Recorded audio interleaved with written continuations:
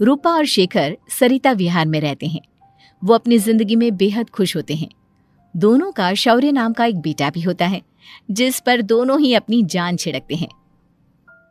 शेखर, अब तो आप शौर्य को अपनी गोद से नीचे उतार दीजिए, उसके सोने का टाइम हो रहा है। नहीं रूपा, इसे मेरे पास ही रहने दो प्लीज।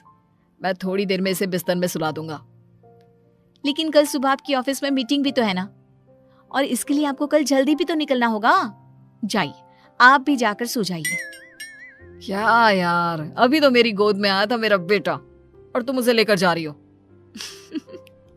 बाद में कर लेना अपने बेटे से प्यार, अभी जाकर सो जाइए। रूपा शेखर से शौर्य को ले रही होती है कि तभी शौर्य रोने लगता है। शौर्य को रोता देखकर रूपा उसे फिर से शेखर को थमा देती है। आपका बेटा ना एक नंबर का नौटंकी है, बिल्कुल आप पर गया है वो। साफ बोलो ना, तुम्हें जलन होती है हम दोनों बाप बेटे का प्यार देखकर। पहले बड़ा तो होने दो तुम शौर्य को, फिर देखना वो सबसे ज्यादा मुझे ही प्यार करेगा। देखते हैं। ऐसे ही दिन बीतते चले जाते हैं और एक दिन कैंसर की बीमारी के चलते रूपा की मौत हो जाती है। अब शौर्य 3 साल का हो चुका होता है, जिसके कारण उसकी दादी शेखर पर दूसरी शादी का दबाव बनाने लगती है। शेखर, शौर्य अभी बहुत छोटा है और उसे इस समय एक माँ के प्यार की बहुत जरूरत है। माँ, मुझे दूसरी शादी नहीं करनी। क्या पता जो दूसरी औरत आएगी वो मेरे बेटे को एक माँ का प्यार दे या ना दे। तो रूपा की छोटी बहन वैशाली से ही शादी क्यों नहीं कर लेता? वो तो शौर्य को एक माँ का प्यार पूरा दे सकती है ना। मैंने कहा ना माँ, मुझे दूसरी शादी नहीं करनी, और अपनी ही पत्नी की बहन से तो हरगिज नहीं। ऊपर से अगर रूपा देख रही होगी तो वो क्या सोचेगी? अपने लिए ना सही, लेकिन तुझे शौर्य के लिए तो शादी करनी ही पड़ेगी ना बेटा। शेखर कुछ कहता उससे पहले ही अंजुमन उसे रूपा की कसम दे देती है, जिसके आगे मजबूर होकर शेखर शादी के लिए हामी भर देता है। देखो वैशाली, मैंने तुमसे शादी सिर्फ अपने बच्चे के लिए की है। मैं चाहता हूं कि तुम उसे एक माँ का भरपूर प्यार दो। शौर्य, आपके साथ साथ मेरा भी कुछ लगता है। अगर आप मुझसे शादी नहीं भी करते तब भी मेरा प्यार शौर्य के लिए कभी कम या ज्यादा नहीं होता। शादी के कुछ दिनों बाद ही शेखर की माँ की भी मौत हो जाती है। वैशाली शौर्य को एक माँ से भी बढ़कर प्यार देती है।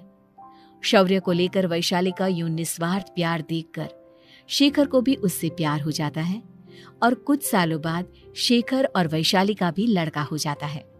लेकिन इसके बाद वैशाली का शौर्य को लेकर बर्ताव बदलने लगता है। वैशाली, मैं देख रहा हूं तुम आजकल शौर्य का जरा भी ध्यान नहीं रख रही हो। मुझे पता नहीं था कि आदित्य के होने के बाद तुम इतना बदल जाओगी। आदित्य मेरा अपना सगा खून है और शौर्य दीदी का, फिर मैं दोनों में अंतर कैसे नहीं करूं? माँ भले ही दोनों की अलग अलग है, लेकिन पिता तो एक है ना। अगर मुझे पहले पता होता कि तुम इतनी जल्दी बदल जाओगी तो मैं कभी तुमसे शादी ही नहीं करता। हाँ, तो किसने कहा था आपसे मुझसे शादी करने के लिए? मैं थोड़ी ना आई थी आपके पास, आपकी माँ ही आई थी मेरे घर आपका रिश्ता लेकर। वैशाली, मुझे तुमसे ऐसी उम्मीद नहीं थी। गुस्से में शेखर अपना पैर पटकता हुआ शौर्य को वहां से लेकर चला जाता है। पापा, मम्मा मुझसे प्यार क्यों नहीं करती? क्या मैं उनका सगा बेटा नहीं हूँ इसलिए मुझसे प्यार नहीं करती? मम्मा नहीं करती तो क्या हुआ बेटा, पापा तो करते हैं ना आपसे प्यार। कुछ दिनों के बाद, आज तुझे खाना पीना कुछ नहीं मिलेगा, चल चुपचाप से अपने रूम में जाकर सो जा। माँ, अब भाई को खाना क्यों नहीं दे रही हो? बेटा तू आराम से खाना खा, इस नालायक की चिंता मत कर। एक दिन खाना नहीं खाएगा तो मर नहीं जाएगा ये। अगर भैया नहीं खाएंगे तो मैं भी नहीं खाऊंगा। तू अपने भाई का भक्त क्यों बन रहा है? ये तेरा सौतेला भाई है, सगा नहीं जो तू लक्ष्मण बन रहा है। माँ, आपको इतना भी नहीं मालूम? श्री राम और लक्ष्मण सगे भाई नहीं थे। श्री राम माता कौशल्या और लक्ष्मण माता सुमित्रा की कोख से जन्मे थे। दोनों के सिर्फ पिता एक थे लेकिन माँ अलग थी। मुझे ज्यादा ज्ञान देने की जरूरत नहीं है, ये सतयुग और त्रेता युग नहीं है, समझे? हाँ यहाँ बड़ा भाई का चमचा।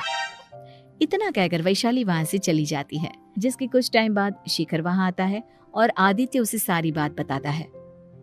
मुझे माफ कर दो शौर्य, तुम्हारी माँ के जाने के बाद मुझे दूसरी शादी का फैसला करना ही नहीं चाहिए था। अगर मैं दूसरी शादी नहीं करता तो शायद आज तुम्हारी ये हालत ना होती। नहीं पापा, अगर आप शादी नहीं करते तो मुझे आदित्य जैसा छोटा भाई कभी नहीं मिलता। थैंक यू मुझे इतना अच्छा भाई देने के लिए। तुम दोनों हमेशा ऐसे ही साथ रहना, फिर कोई भी तुम दोनों का कुछ नहीं बिगाड़ पाएगा। चलो मैं तुम दोनों को आइसक्रीम खिला कर लाता हूँ, बहुत भूख लग रही है ना। शिखर शौर्य और आदित्य को आइसक्रीम दिलाने लेकर जाता है। वो दोनों को पार्क में खड़ा करके आइसक्रीम लेने जा ही रहा होता है, तभी तेज रफ्तार से आती हुई एक गाड़ी उसे कुचल देती है और उसी पल शेखर की मौत हो जाती है, जिसके बाद शौर्य की जिंदगी नर्क से भी बदतर हो जाती है। सुन रहे चिरकुट, इस घर के किसी भी सामान को मेरी मर्जी के बगैर हाथ मत लगाना। इन सब पर अब तेरा कोई हक नहीं है, समझा? ठीक है माँ, मैं आपकी इजाजत के बगैर किसी चीज को हाथ नहीं लगाऊंगा। चल जाकर अब पूरे घर की सफाई कर। महज 7 साल का शौर्य वैशाली के कहने पर अपने नन्हे नन्हे हाथों से पूरे घर की सफाई करने लगता है। ऐसे ही दिन बीतने लगते हैं, लेकिन मासी से माँ बनी वैशाली को उस मासूम से बच्चे पर जरा भी तरस नहीं आता।